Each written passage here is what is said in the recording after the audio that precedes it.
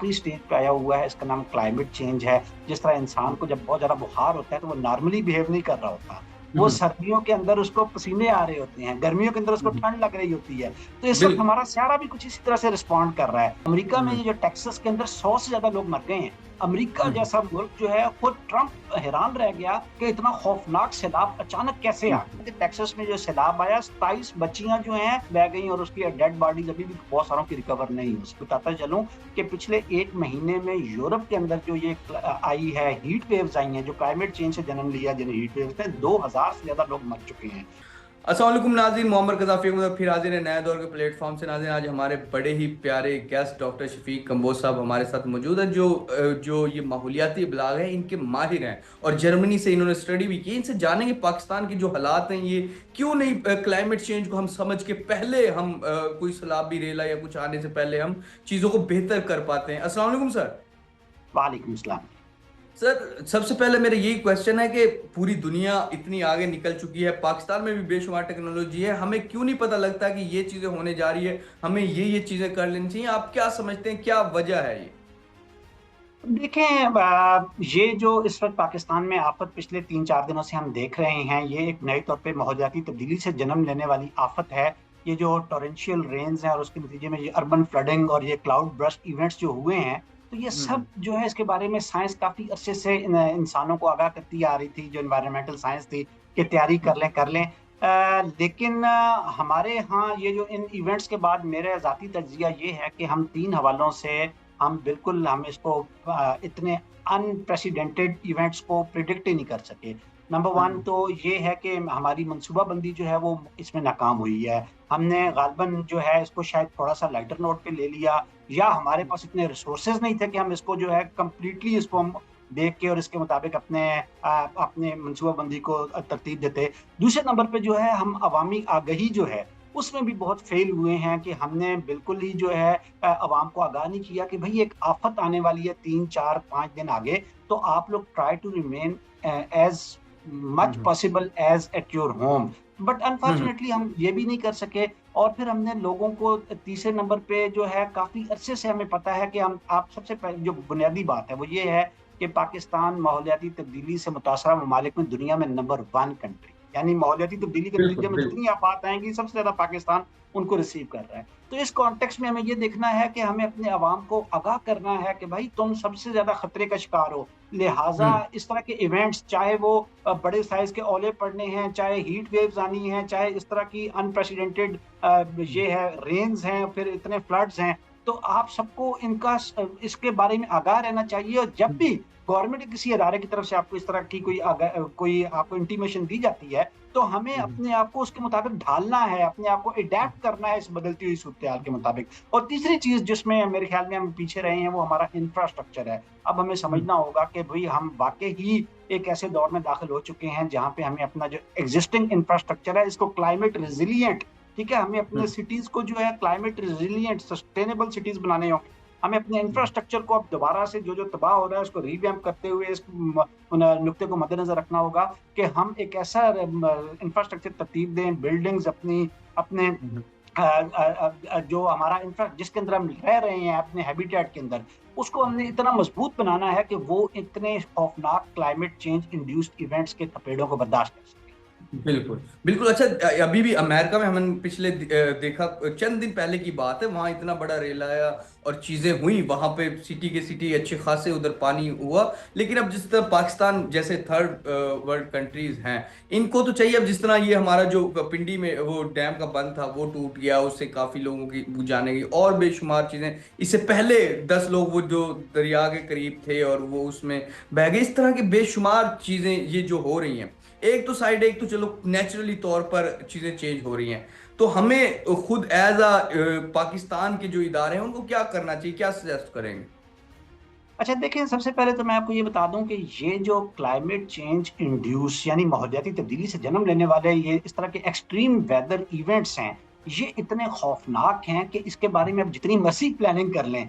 America में ये हम्म, जो टेक्सास के अंदर 100 से ज्यादा लोग मर गए हैं। अमेरिका हम्म, जैसा मुल्क जो है खुद ट्रंप हैरान रह गया कि मैंने उसकी जो टॉक सुनी उसमें कहा कि मैं खुद हैरान हूं कि इतना खौफनाक सैलाब अचानक कैसे आ गया। हम्म, और अच्छा, बिल्कुल हम बिल्कुल। पाकिस्तान में तो वो देते हैं दोष अदारों को कि जी वो लोगों को नहीं रोकते कि वो जो है नालों के अंदर रहायश न हम्म, रखें। आपकी इत्तला के हाँ, लिए अर्ज है कि टेक्सास में जो सैलाब आया, 27 बच्चियां जो हैं वो हम्म, एक दरिया के गए, उसके अंदर पानी के दरमियान में जो रास्ता था वहां पे बैठी हम्म, हुई, वो अपना समर कैंप चल रहा था, और वो 27 की 27 बह गई, और उसकी डेड बॉडीज अभी भी बहुत सारों की रिकवर नहीं हो सकी। तो हम्म, कहने का मतलब ये है कि चाहे अमीर मुल्क हैं चाहे गरीब मुल्क हैं, ये जो क्लाइमेट चेंज के नाम की आफत है, इसके सामने वो बेबस दिखाई देते हैं। आपको ये मैं बताता चलूं कि पिछले 1 महीने में यूरोप के अंदर जो ये आई है, हीट वेव्स आई हैं, जो क्लाइमेट चेंज से जन्म लिया, जिन हीट वेव्स ने 2000 से ज्यादा लोग मर चुके हैं।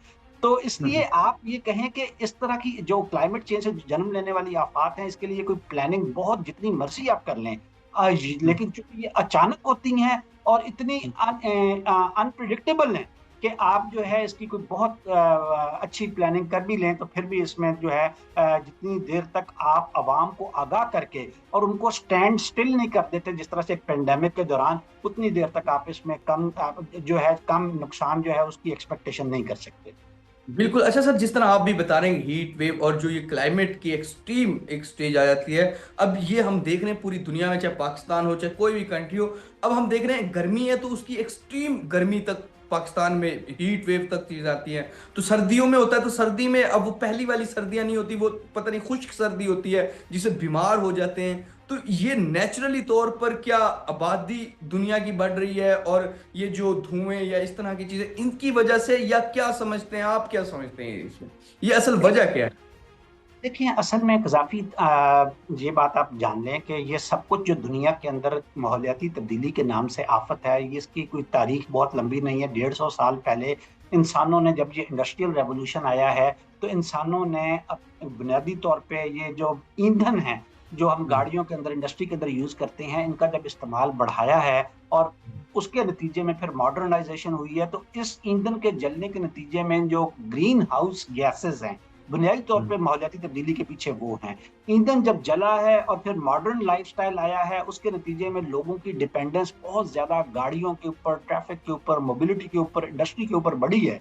तो इवेंचुअली हम्म, इंडस्ट्री, ट्रैफिक, इसमें से इतने बड़े पैमाने पे ये green house gases, carbon dioxide, methane, nitrous oxide खारिज हुई हैं कि इन्होंने इस वक्त जमीन, कुर्रा अरज को चारों साइड से लपेट में ले रखा है। और ये ग्रीन हाउस गैसेस करती क्या है, ये सूरज से आने वाली जो हरारत है उसको अपने अंदर कैद कर लेती हैं, जिसके नतीजे में इस स्यारे को इस वक्त जिस बुखार का सामना है उसका नाम ग्लोबल वार्मिंग है।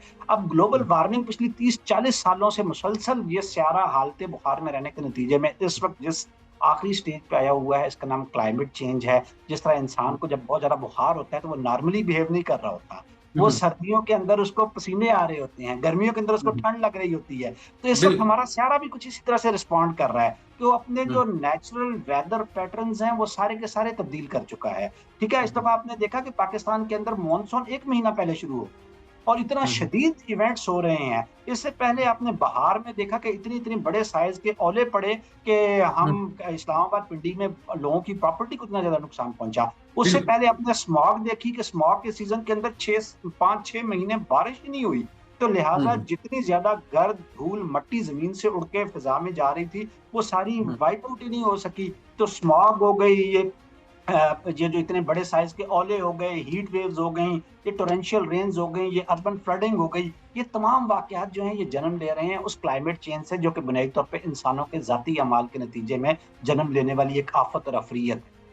बिल्कुल। अच्छा, ये जो क्लाइमेट चेंज है, आप मौजूदा की सूरत हाल पे भी हमने बात कर ली, माजी के भी बात कर ली, इन फ्यूचर जो क्लाइमेट चेंज है, आप क्या समझते हैं, क्या ये बेहतरी की तरफ जाएगा या मजीद चीजें थोड़ी सी डगमगाएंगी और इसी तरह चीजें चलेंगी? जो इन मतलब एक प्रिडिक्शन टाइप कोई चीज इन फ्यूचर जो स्टडीज करते हैं, तो मुख्तलिफ एक सोच होती है, एक थॉट होती है कि ये हो सकता है, ये प्रिडिक्ट हो सकता है। तो इन फ्यूचर आप क्या समझते हैं कि मौसम का क्या बिहेव होगा और किस तरह इसको मैनेज करेंगी गवर्नमेंट्स, और जिस तरह पाकिस्तान जैसे थर्ड वर्ल्ड कंट्रीज हैं, ये किस तरह मैनेज करेंगे इस सबको? जिस तरह इमरान खान के दौर में एक उन्होंने कहा था कि हम इतने ट्रीज का वो लगाएंगे, ट्रीज के एक उन्होंने प्रोजेक्ट लेके आए थे। तो इस तरह कुछ गवर्नमेंट्स तो ले रही हैं ना इस पे बाकायदा, और इन फ्यूचर के हवाले से ये दो चीजें हमें बता दें। देखिए कज़ाफ़ी इस हवाले से मुझे आपको सुनाने के लिए कोई बहुत अच्छी खबरें नहीं हैं, क्योंकि वजह ये है हम्म। कि इंसान इस आफ़त जो ये माहौलियाती तब्दीली है, इससे छुटकारा पाने के लिए हमें अपने यहाँ ग्रीन हाउस गैसेज़ के अखराज को कम करना है। यानी हमने अपना गाड़ियों के ऊपर, इंडस्ट्री के ऊपर जो ये हम फ़ॉसिल फ्यूल्स यूज़ कर रहे हैं, इसके ऊपर अपनी जो इन्हिसार है, इसको कम करना है। बट अनफॉर्चुनेटली दुनिया में इस वक़्त कुछ ऐसे हुक्मरान जो हैं, वो आ चुके हैं, जिसमें सबसे ज़्यादा मैं मिसाल डोनाल्ड ट्रंप साहब की दूँगा, तो जो बुनियादी तौर पे क्लाइमेट चेंज डिनायर्स हैं, वो इनकारी हैं सारे साइंस के प्रोसेस को तस्लीम हम्म। करने से। लिहाज़ा उन्होंने दोबारा से पूरी दुनिया के अंदर जो है फॉसिल फ्यूल्स बेस्ड इंडस्ट्री और फॉसिल फ्यूल्स जो हैं, उनके इस्तेमाल को दोबारा से उन्होंने वो देना शुरू कर दी है, प्रमोट करना शुरू कर दी है, जिससे पेरिस अकॉर्ड में जब 2015 में अमेरिका ने साइन किए थे, उस वक़्त अमेरिका ने बुनियादी तौर पे फॉसिल फ्यूल इंडस्ट्री जो है, उसपे अपने निसार को कम करने की तरफ वो चल पड़ा था। तो इसलिए मैं कह रहा हूँ कि मुझे फ्यूचर में इस तरह के इवेंट्स में कमी होने की बजाय इसमें इज़ाफ़ा होता हुआ नज़र आ रहा है, क्योंकि इंसान ग्रीन हाउस गैसेज़ के अखराज को कम करने के लिए तैयार नहीं है। वो अभी तक हम्म। समझ रहे हैं कि हनूज़ दिल्ली दूर अस्त, लेकिन हम्म। मेरे ख़्याल में ऐसा नहीं है, बल्कि इन वाक़यात की हिद्दत और शिद्दत में आने वाले महीनों, सालों में पूरी दुनिया में इज़ाफ़ा होता हुआ जाए नज़र आएगा।